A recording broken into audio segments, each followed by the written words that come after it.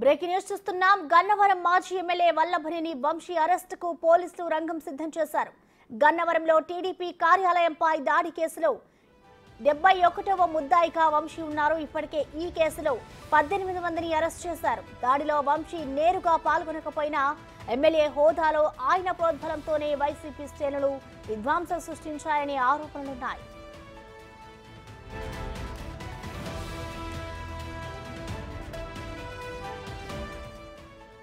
మొన్నటి వరకు వైసీపీ ప్రభుత్వం అధికారంలో ఉండడం, దాదాపుగా వంశీ సొంత మనుషులుగా చెలామణి అయిన పోలీసులే కీలక స్థానాల్లో ఉండడంతో ఈ కేసులో ఎలాంటి చర్యలు తీసుకోలేదన్న విమర్శలు ఉన్నాయి.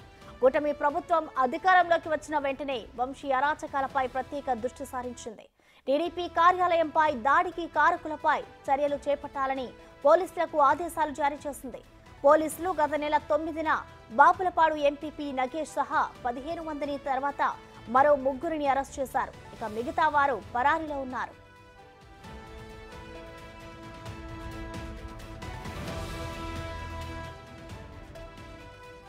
అయితే పోలీసులు వంశీ సహా పలువురు కీలక నిందితుల్ని వదిలేశారంటూ టీడీపీ శ్రేణుల నుంచి విమర్శలు వెల్లువెత్తాయి. ఈ నేపథ్యంలో వంశీని అరెస్ట్ చేయాలని ఒత్తిడి పెరిగింది. జిల్లా ఎస్పీగా ఇటీవల బాధ్యతలు చేపట్టిన గంగాధరరావు ఈ వ్యవహారంపై ప్రత్యేక దృష్టి సారించారు. వంశీ కుటుంబం హైదరాబాద్లోనే నివసిస్తుండడం, ఎన్నికల ఫలితాల అనంతరం ఆయన కూడా అక్కడే ఉంటున్నట్లు తెలియడంతో పోలీసులు అరెస్టుకు కార్యాచరణ చేపట్టారు. 3 ప్రత్యేక బృందాలు హైదరాబాద్ వెళ్లాయి. అయితే వంశీ ఇప్పటికే అమెరికా వెళ్లిపోయి ఉంటారనే ప్రచారం జరుగుతోంది.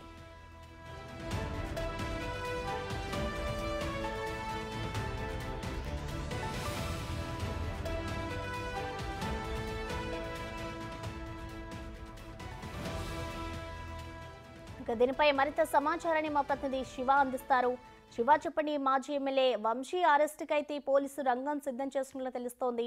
ప్రజెంట్ వంశీ ఎక్కడున్నారు? అప్డేట్స్ ఏమైనా తెలుసాయి శివ?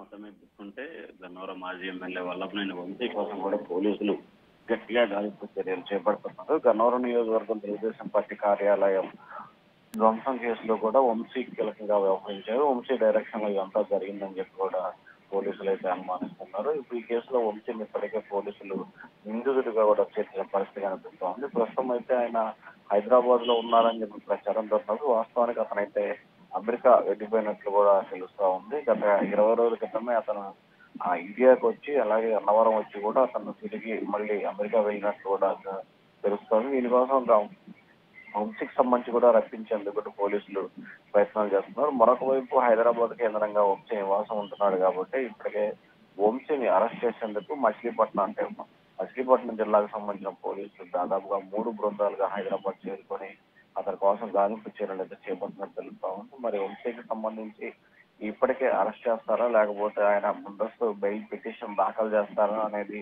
విమర్శ ఉంది. మరొక వైపు ఇటీవల కాలంలో జరిగిన పరిణామాల తీరు పట్ల కూడా పోలీసుల అధికారుల వ్యవహార శైలిపై టీడీపీ నేత దేవస్థానాల అసంతృప్తి, ఆగ్రహంతో ఉన్న పరిస్థితి కనిపిస్తా ఉంది.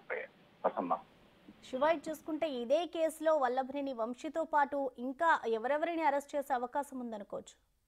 ఈ కేసులో ప్రధానంగా చూసుకుంటే వల్లభనేని వంశీ, కొడాలి నాని పేర్లు కూడా ఎవరైతే ఇటీవల వరకు అరెస్ట్ చేశారో వాళ్ళు విచారణ సమయంలో ఆ పేర్లు చెప్పినట్లు తెలుస్తూ ఉంది. అయితే అది చెప్పినది ఎంతవరకు నిజము, దాంట్లో వాస్తవం ఏంటి అనే దానికి సంబంధించి కూడా పోలీసులు లోతుగా దర్యాప్తు జరుపుతున్నారు. కానీ అరెస్ట్ అయిన నిందితుల్లో చాలా మంది వంశీతో పాటు కొడాలి నాని, పేర్నే నాని ఇరువురు పేర్లు కూడా చెప్పినట్లు తెలుస్తా ఉంది. అయితే వారిరువురు గన్నవరం నియోజకవర్గానికి ఏం సంబంధం, వారికి బాధ్యత లేనప్పుడు ఏ రకంగా వెళ్తారు అనే దానికి సంబంధించి కూడా పోలీసులు కొంత విచారణ అయితే చేపడతా ఉన్నారు. ప్రస్తుతానికి ఈ కేసుకు సంబంధించి దాదాపుగా ఇప్పటికే 25 మందిని తెలుగుదేశం పార్టీ కార్యాలయం గన్నవరం కార్యాలయానికి ఏదైతే ధ్వంసం చేసిన సంబంధించి దాదాపు 25 మంది వైసీపీ నేతల్ని, మాజీ ఎంపీపీని, జడ్పీడీలు కీలకమైన నేతలను కూడా అరెస్ట్ చేశారు. ఇంకా ఈ కేసులో మొత్తం 86 మంది నిందితులను అయితే గుర్తించారు. వీరందరినీ కూడా అరెస్ట్ చేసే అవకాశాలు కనిపిస్తా ఉన్నాయి.